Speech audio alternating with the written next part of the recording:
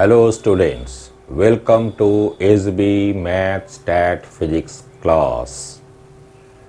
আমরা এই ক্লাসে ফিজিক্সের মেজারমেন্টস, এরর, সিগনিফিকেন্ট ফিগার্স নিয়ে এপিসোড 4 শুরু করব। এই এপিসোডে আমরা যেই মেন এবং যেই অ্যাডভান্সডে বিগত কয়েক বছরে যে প্রশ্নগুলো এসছে সেই প্রশ্নগুলো নিয়ে আলোচনা করব। তাহলে চলো সময় নষ্ট না করে স্ট্রেট প্রশ্নগুলোতে ঢুকে পড়া যাক। প্রথমে যে প্রশ্নটা নিয়ে আলোচনা করব এটা যেই মেন 2019-এ এসছিল এবং ওই প্রশ্নটা তোমাদের স্ক্রিনে ভেসে উঠছে এই।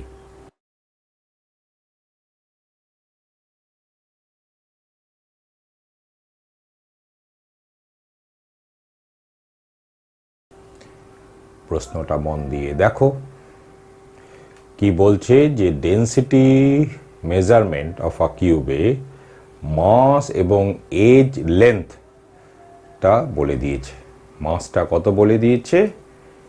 10.00 প্লাস মাইনাস 0.10 কেজি। আর এজ লেন্থটা বলেছে 0.10 প্লাস মাইনাস 0.01 এত মিটার। তাহলে এর মানেটা কি?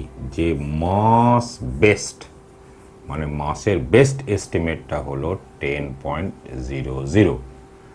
এখানে চারটে সিগনিফিকেন্ট ফিগার আছে।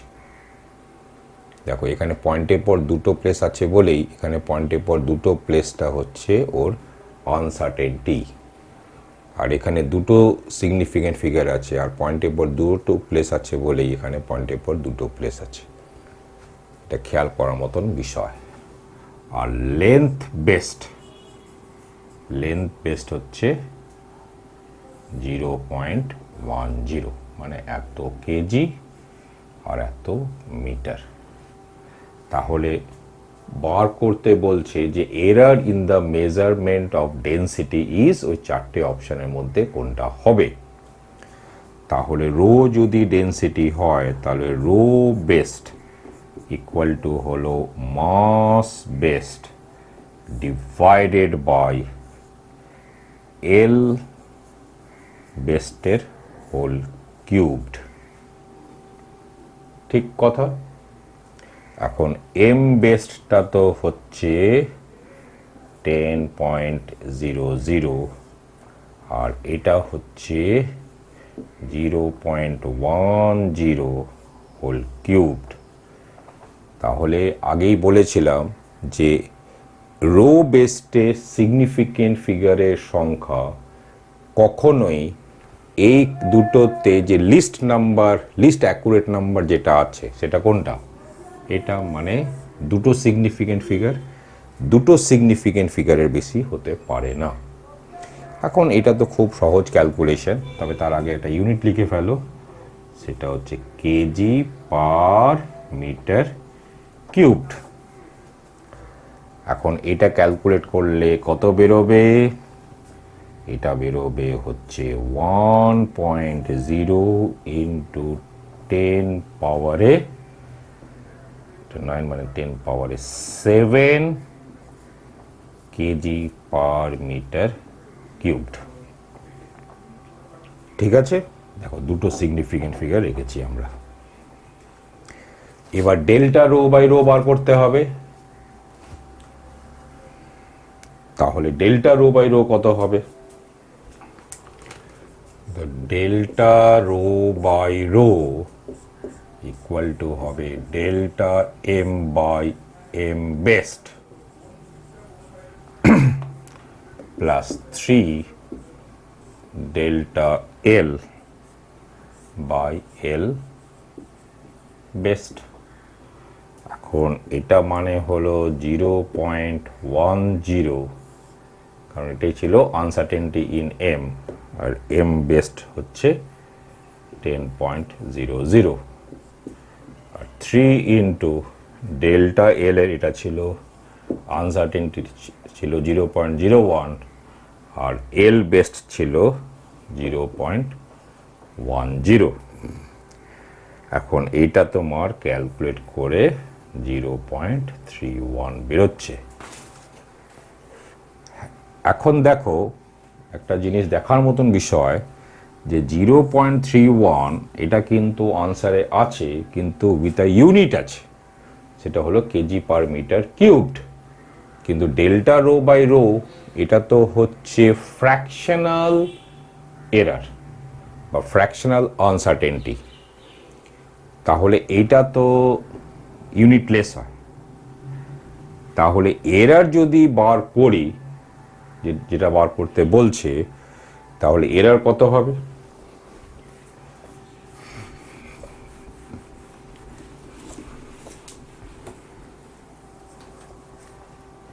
তাহলে ডেল্টা রো বাই রো মানে কি, ডেল্টা রো হচ্ছে রো বেস্ট, বাস ডেল্টা রো বাই রো মানে কি, এটা রো বেস্ট, তাই না? তাহলে রো বেস্ট ইনটু 0.31, মানে এটার সঙ্গে 0.31 গুণ হবে, তাহলে এটা মানে হলো 0.31 into 10⁻⁷ kg per metre cubed. তাহলে এটাই হচ্ছে ডেল্টা রো, কিন্তু আনসারে কিন্তু এটা নেই। বুঝতে পেরেছো? তাহলে এর মানে হচ্ছে কোনো আনসারটাই ঠিক নয়। কিন্তু যেহেতু 0.31 এখানে বেরিয়েছে, খুব সম্ভবত কোশ্চেনটাতে জানতে চেয়েছিল ফ্র্যাকশনাল আনসার্টেনটি বা ফ্র্যাকশনাল এরার বা রিলেটিভ এরারও বলতে পারো, কিন্তু সেই ক্ষেত্রে আবার তার ইউনিট হয় না, অর্থাৎ সেক্ষেত্রে ইউনিটটা দিয়ে ভুল করেছে।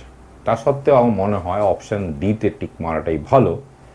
তবে নিয়ম অনুযায়ী এই কোশ্চেনটা ভুল, এ কারণে যে কোনো মানে ছাত্র যে কোনো অপশানে টিক মারুক না কেন তার নাম্বার পাওয়ার কথা। তাতেও আমার মনে হয় যে ডিতে টিক মারাটা অনেক বেশি সেফ।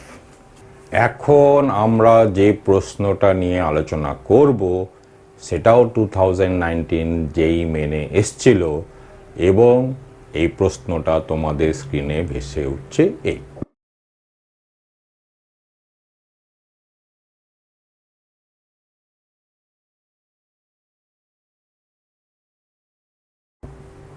প্রশ্নটা কি? In a simple pendulum experiment for the determination of acceleration due to gravity, time taken for 20 oscillations is measured by using a watch of 1 second least count। মানে 1 সেকেন্ডটাই হচ্ছে আনসার্টেনটি, মানে আনসার্টেনটি 1 সেকেন্ডের বেশি হতে পারে না। The mean value of time taken comes out to be 30 seconds. The length of the pendulum is measured by using a meter scale of least count 1 millimeter, or the value was obtained as 55.0 centimeter. The percentage error in the determination of G বার করতে বলছে। তাহলে আমরা simple পেন্ডুলামের এটা আমরা জানি যে time period বা time of oscillation, মানে 1 অসিলেশন এটা হয় 2 পাই ইন্টু √L/G। তাহলে এর মানে হচ্ছে যে জিটা হচ্ছে 4 pi squared L by T squared. মনে রাখবে এখানে কিন্তু পাইটা একটা এক্স্যাক্ট নাম্বার, যদিও সেটা আমরা 3.14 নিলেই আমাদের কাজ হয়ে যায়। ঠিক আছে, এবার এখানে এল বলে দেওয়া আছে 55.0 সেন্টিমিটার, মানে এল বেস্টটা হচ্ছে, মানে কি এল বেস্ট হচ্ছে 55.0 সেন্টিমিটার, আর ডেল্টা এল হচ্ছে 0.1 সেন্টিমিটার, মানে আনসার্টেনটি হলো 0.1 সেন্টিমিটার। আর টি বেস্ট, মানে টি এর বেস্ট এস্টিমেট হলো 30 সেকেন্ড, 30 সেকেন্ড, আর ডেল্টা টি হচ্ছে তোমার 1 সেকেন্ড। তাহলে আমরা জানি যে ডেল্টা জি বাই জি কত হবে? ডেল্টা জি বাই জি হচ্ছে ডেল্টা এল বাই এল হবে, মানে delta L by L best, ঠিক আছে, প্লাস টি স্কোয়ার্ড আছে, মানে 2 into delta t by t, মানে টি বেস্ট।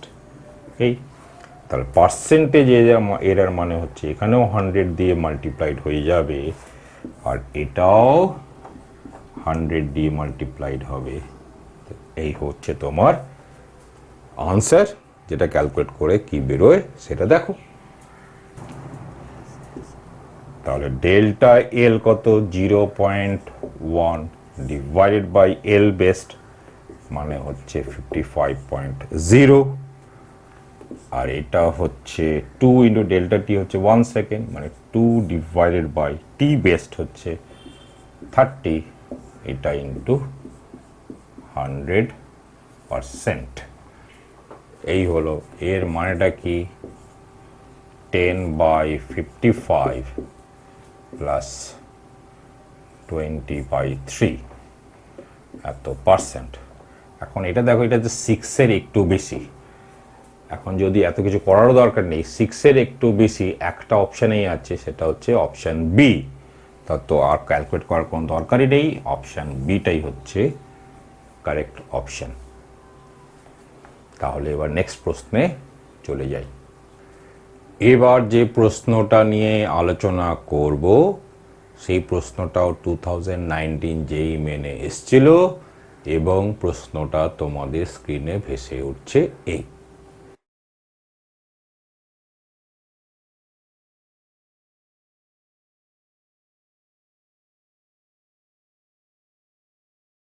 প্রশ্নটা দেখো, কিন্তু এই প্রশ্নটা করার আগে আমি এপিসোড 3-তে একটা কথা বলেছিলাম, সেই কথাটাকে তোমাদের আবার বলছি। ধরা যাক কোনো একটা নাম্বার ক্যালকুলেট করে পেলে, কোনো একটা মেজারমেন্টেই ক্যালকুলেট করে পেলে 92.81, আর ধরা যাক যে তুমি আনসার্টেনটিটাকে 0.3 রাখতে চাইছো, তাহলে তোমার নাম্বারটাকে রিপোর্ট করতে হবে কি করে? 92.8 প্লাস মাইনাস 0.3। মনে রাখবে এখানে 5-এর বেশি যদি থাকতো তো এটা 9 লিখতে হতো। আর সেম নাম্বারটাই পেয়েছো, কিন্তু এবার ধরা যাক যে 3 আনসার্টেনটি রাখতে চাইছো 3, তাহলে তোমাকে নাম্বারটা লিখতে কি করে হবে? এই 8 এত দূর রাউন্ড আপ করে দাও, 93 প্লাস মাইনাস 3। কিন্তু তুমি যদি আনসার্টেনটিকে রাখতে চাও 30, তাহলে এটাকে তোমার লিখতে হবে, এটা রাউন্ড অফ হয়ে যাবে, মানে এটা 90 হয়ে যাবে, মানে এখন জিরোটা সিগনিফিক্যান্ট নয়, 90 প্লাস মাইনাস 30, এইভাবে তোমাকে নাম্বারটাকে, মানে তোমার রেজাল্টটাকে রিপোর্ট করতে হবে। তাহলে তুমি যদি এই প্রশ্নের দিকে তাকাও, তাহলে একমাত্র যে অপশানটা কারেক্ট ভাবে ঠিকঠাকভাবে রিপোর্ট হচ্ছে সেটা হলো অপশান বি। ইনফ্যাক্ট তোমার ক্যালকুলেশন করারও কোনো প্রয়োজন নেই। তাও আমরা দেখে নিই যে একটু ক্যালকুলেট করলে কি আসে। মানে যদি ধরা যাক যে ক্যালকুলেট করা এমনিতে কোনো প্রয়োজনই নেই, এমনি শেখানোর জন্য তোমায় আমি বলছি যে ক্যালকুলেটটা করে দেখি। কিন্তু যদি অপশান এ দেখো, তাহলে অপশান এটা ঠিক হতো যদি এরারটা হতো 800 সেন্টিমিটার কিউব যদি হতো। অপশান সিটা তো হওয়ার কোনো প্রশ্নই নেই। অপশান সিটা হতে গেলে তোমার এরারটাকে লিখতে হতো 0.something, 0. একটা ডিজিট সেন্টিমিটার কিউবড, কিন্তু সেটা তো নেই। আর অপশান ডি যদি লিখতে হতো, তো দেখো 81 যদি ওখানে লেখো, এটা কখনোই হতে পারে না। অপশান ডি এটা একদম বেকার, এভাবে কখনো রিপ্রেজেন্টেড হতেই পারে না। এটা আমি এপিসোড 3-তে বিস্তারিতভাবে তোমাদের ব্যাখ্যা করে বলেছি। সুতরাং এদিক থেকে দেখলে ক্যালকুলেট করে কোনো লাভ নেই, এমনিতে একদম ইনস্ট্যান্টলি বলতে পারো যে অপশান বিটা কারেক্ট। আর যদি ক্যালকুলেটটা করতে, তাহলে দেখা যাক যে কীরকম হতো। দেখো ক্যালকুলেট যদি করতে কি হতো, ভি তো হচ্ছে পাই আর স্কোয়ার্ড এইচ, মানে হচ্ছে 1/4 পাই ডি স্কোয়ার্ড এইচ। এবার ডি বেস্ট এখানে বলে দেওয়া আছে 12.6 সেন্টিমিটার, আর এইচ বেস্ট এখানে বলে দেওয়া আছে 34.2 সেন্টিমিটার। তাহলে ভি বেস্ট মানে ভি এর ইনিশিয়াল বেস্ট যাকে বলি সেটা কত হতো, 1/4 into 3.14 into 12.6 whole squared into 34.2 এত সেন্টিমিটার কিউবড। এখন এটা তুমি যদি ক্যালকুলেটারে বার করতে তাহলে এটা বেরোতো 4262.22972 সেন্টিমিটার কিউবড। এখন কখনোই এই রেজাল্ট যেগুলো আছে তার থেকে তো বেটার হতে পারে না। এখন তিনটে সিগনিফিকেন্ট ফিগার আছে, তাহলে একমাত্র এর আনসারটা রাউন্ড অফ করলে এটা কত হবে, 4260। এর থেকে ভালো হতে পারে না, কারণ 3 সিগনিফিকেন্ট ফিগারেই আছে। এখন এটা যদি 4260 হয় তাহলে তোমার আনসার্টেনটি 80 সেন্টিমিটার কিউব, এটা ছাড়া অন্য কিছু হতে পারে না। মানে 80 মানে 20, 70, 60, 40 এরকম হতে পারতো, কিন্তু ওরকম তার কোনো অপশান নেই। সুতরাং আমার আনসার্টেনটি বার করার কোনো প্রয়োজনই নেই, ইনফ্যাক্ট এটাও বার করার কোনো প্রয়োজন নেই। বুঝতে পেরেছ? এবার আমরা যে প্রশ্নটা নিয়ে আলোচনা করব ওটা যেই মেইন 2018 এসছিল, আর প্রশ্নটা তোমাদের স্ক্রিনে ভেসে উঠছে এই।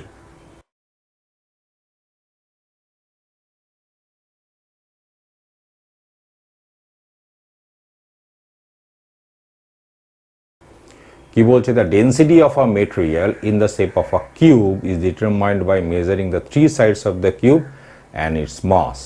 আর relative error in the measuring the mass মানেটা কি, ডেল্টা এম বাই এম, এটা বলে দিয়েছে হলো কত, 1.5%, মানে এটা ইন্টু 100 মানে হচ্ছে 1.5%। আর delta L by L into 100 এটা বলে দিয়েছে কত, 1%। এখন যেহেতু ডেন্সিটি মানে রোটা কি হয়, mass divide by length cube হয়, এই হচ্ছে আমাদের ফর্মুলা। তাহলে delta rho by rho into 100 এটা স্বাভাবিকভাবে তোমার হবে delta M by M into 100 plus 3 into delta L by L. এর মানে হচ্ছে 1.5 প্লাস 3 ইন্টু 1 মানে 4.5%। এখন 4.5% কোন অপশানে আছে, ডি অপশানে আছে, তো D option is correct. So option D is correct. দেখতে পাচ্ছ কত সহজ অঙ্ক, ভালো করে ব্যাপারটা বুঝে নিলেই খুব সহজেই কিন্তু একটা কোশ্চেনের আনসার তোমাদের হয়ে যাচ্ছে। এবার যে প্রশ্নটা নিয়ে আলোচনা করব ওটা যেই অ্যাডভান্স 2017 এসছিল, এবং প্রশ্নটা ভেসে উঠছে তোমাদের স্ক্রিনে এই।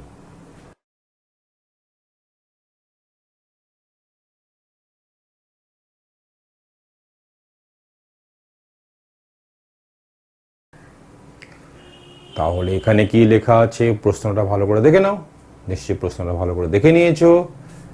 তাহলে distance covered by the stone, distance covered by the stone এর ফর্মুলাটা কি, এল ইকুয়াল টু হয় হাফ জি টি স্কোয়ার্ড।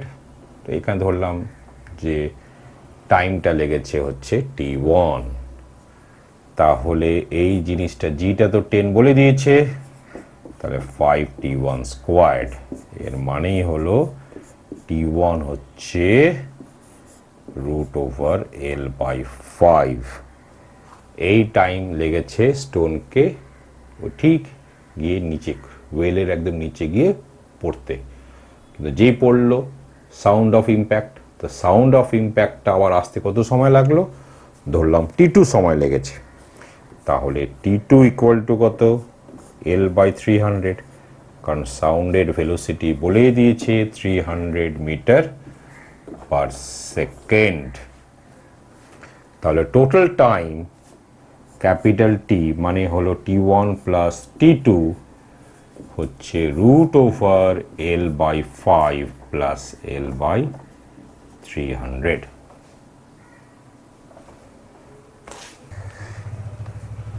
তাহলে ডিটি বা ডেল্টা টি যাই বলো না কেন, ডেল্টা টি, তাহলে ডেল্টা টি বা ডিটি যা খুশি লেখো, ডিটি লেখো ডেল্টা টি লেখো, এর মানে কি ডেরিভেটিভ করে দিচ্ছ। তাহলে 1/√5 তো থেকে গেল, √L এর ডেরিভেটিভ হচ্ছে 1/2√2 মানে √L, আর এর ডেরিভেটিভ, আর এটা ডিএল, যদি ডেল্টা লেখো তাহলে এখানে ডেল্টা এল প্লাস এটা হচ্ছে ডেল্টা L/300। কিন্তু ডেল্টা টি বলে দেওয়া আছে 0.01, আর এল এর ভ্যালুটা তো হচ্ছে 20। তাহলে এটা 20, এটা 20, এটাও 20, মানে 1/20 হয়ে গেল। এটাও √20, এটাও √20, আর এটা হলো 1/300 ইন্টু ডেল্টা এল। তাহলে ডেল্টা টিটা তো বলে দিয়েছে 0.01 সেকেন্ড, ডেল্টা টি বসিয়ে দিলাম। এটাও হয়ে গেল, এল মানে হচ্ছে √20, এটাও √20 মানে 1/20, এটা 1/300 এটা। তাহলে এটা তোমার কত হচ্ছে 16/300 ডেল্টা এল। তাহলে দেয়ারফর ডেল্টা এল হয়ে গেল 3/16। তাহলে দেয়ারফর যেটা আমাদের চাই, ডেল্টা L/L ইন্টু 100, এটি তো আমাদের চাই। তা 3/16, ডেল্টা এলটা হলো, এটা হলো 100 আর এলটা হলো 20, মানে 15/16, প্রায় 1%। তাহলে 1% যে অপশানটা আছে সেটাই কারেক্ট। 1% কোন অপশানে আছে, A. So option A is the correct option. বুঝতে পেরেছো? মেজারমেন্টসের দুনিয়ায় আরেকটা কথা খুব একটা চল আছে, সেই কথাটা হলো order of magnitude. Order of magnitude, এই কথাটার কি মানে সেটা শোনো। যেমন Sans diameter,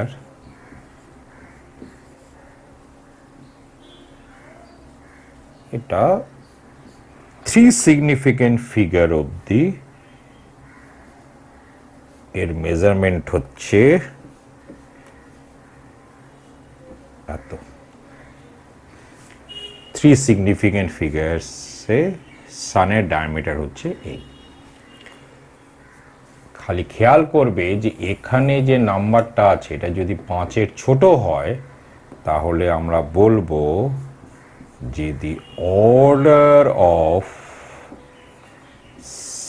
Sans diameter is 10⁻৯ মিটার। মানে কি 10⁻৯ মিটারটা হচ্ছে ওর অর্ডার, 10⁻৯-এর সঙ্গে যেটা গুণ হবে সেটা নিশ্চিতভাবেই 5-এর ছোট একটা নাম্বার। এই হলো তার মানে। বুঝতে পেরেছ? একটা স্টার আছে, সেই স্টারের ডায়ামিটার টা হলো ধরা যাক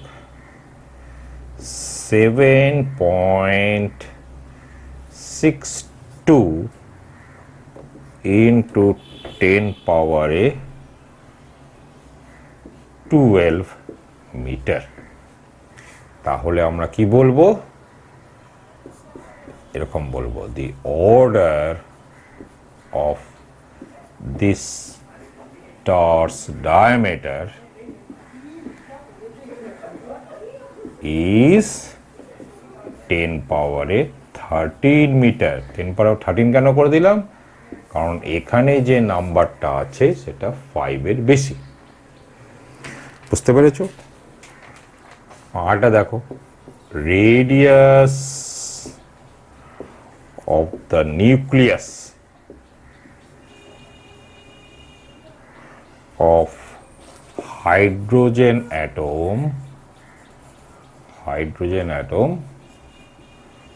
এটা হয় 3 সিগনিফিক্যান্ট ফিগার অবধি 5.29 ইন্টু 10 পাওয়ারে -11 মিটার। তাহলে আমরা কি বলবো, যে order of the radius of the nucleus of hydrogen atom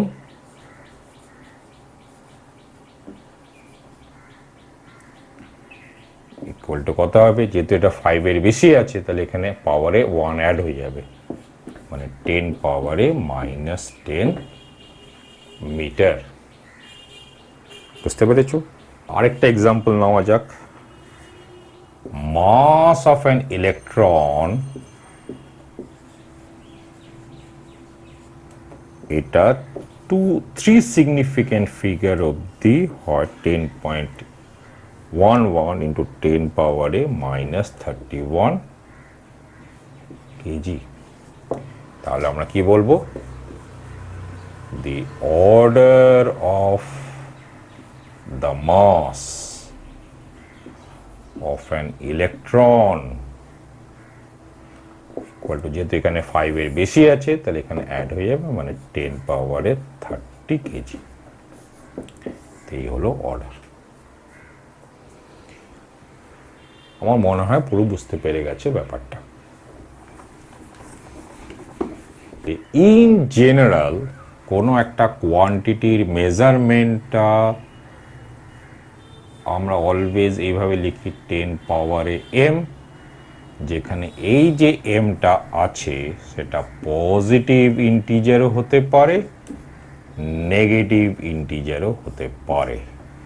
আর এখানে nটা হলো একটা ওই ডেসিমাল নাম্বার, যে নাম্বারটা 1 থেকে 10 এর মধ্যে যে কোনো নাম্বার হতে পারে। 10 হওয়ার কোনো মানে নেই, 10 হলে তো আমি এখানে অ্যাড করে দেবো, তাই না? তো এনটা যে কোনো নাম্বার যেটা 1 থেকে 10 এর মধ্যে আছে, যে কোনো নাম্বার মানে যা ডেসিমাল রিপ্রেজেন্টেশন একটা নাম্বার।